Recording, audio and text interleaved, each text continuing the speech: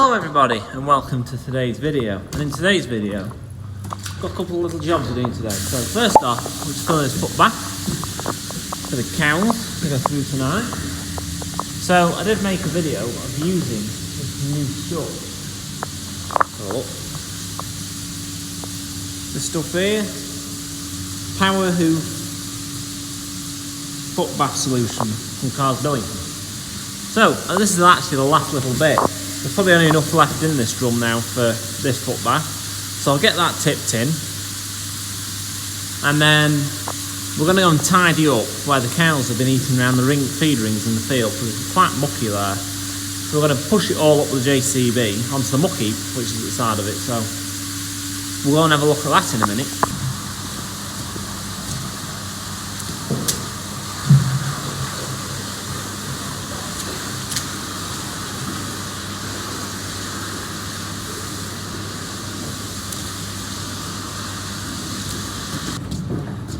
Right, so I've just filled it up with some water, so I'll just give it a good shake, just to rinse the tub out with, and now tip that into the foot bath.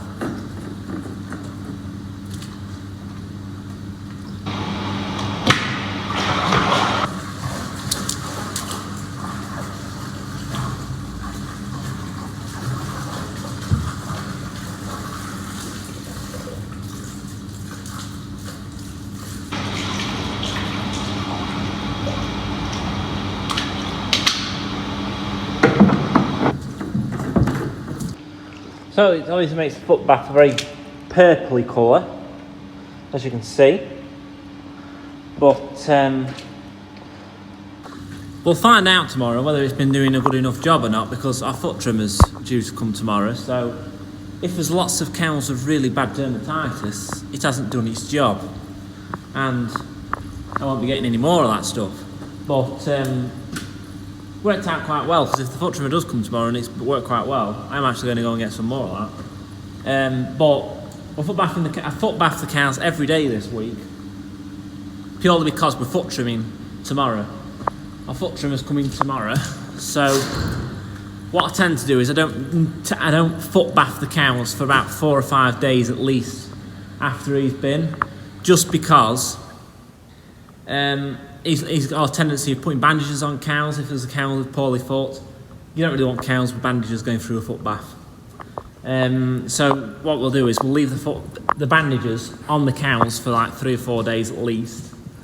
And then after that, I'll cut them off, and then they can start going through the foot bath again. But that's another reason why I'm actually foot bathing, is because it's been so mucky around the ring feeders in the field. So that's why I've been foot bathing every day, because I just want to keep on top of problems. But we'll go and have a look now and tidy up where the cows have been eating, because it is quite muddy. Right, so there's the JCB. So I'll just put the bucket on, because yes, the spark is on. So I've got the bucket put on, and then we'll go and sort out where the cows have made a mess.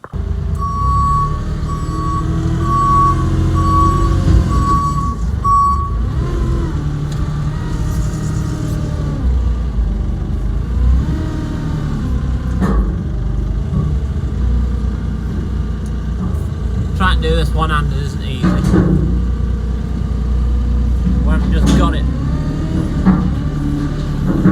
There we go.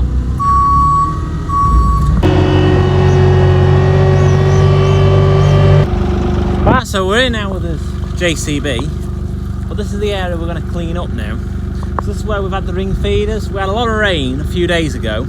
Hopefully you'll have seen the video where we were feeding the cows. We're actually feeding them on the yard now. So what we're going to do is I'm going to try and scoop up what I can and put it on the muck heap, which is there. So I could probably do a bigger JCB for this, but this one will just have to do. But we'll see what we can do. See how well we can clean this up. It's not going to make the best job in the world, but muck heap's only there, so it's not too bad.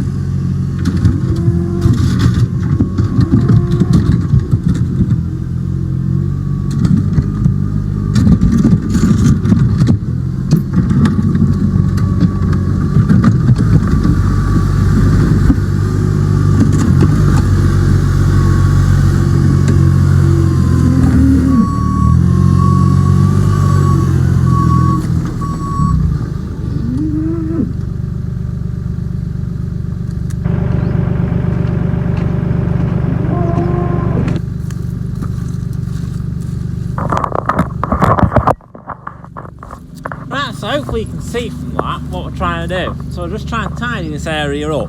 So this used to be where our muck heap is, but now the muck heap's at the top of the field. So it's never been a grass part of the field, this is because it's always had a muck heap on it.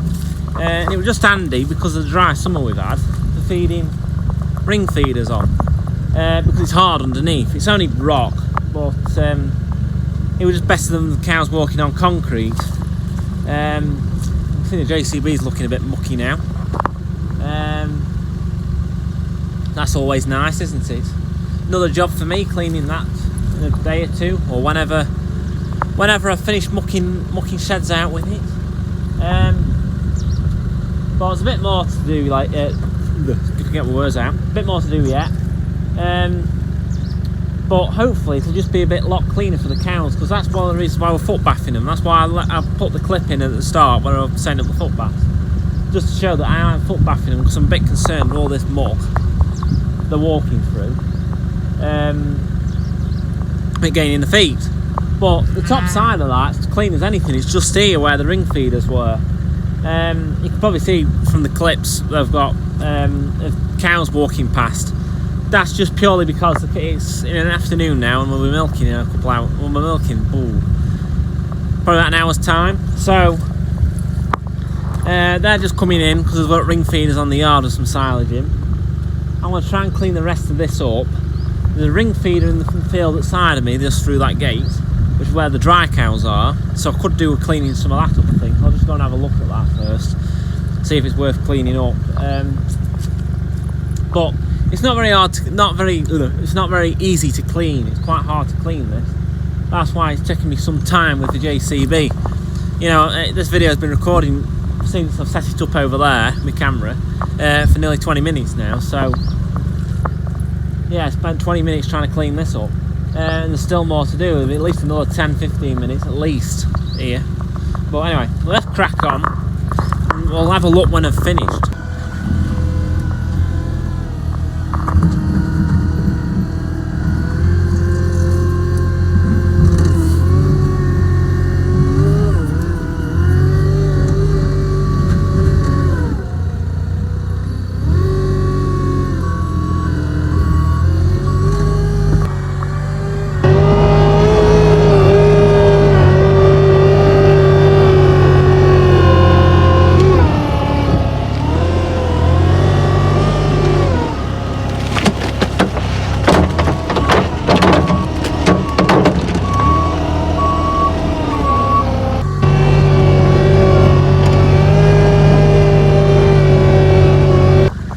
So I think we've cleaned it up, well, best I can achieve at the minute.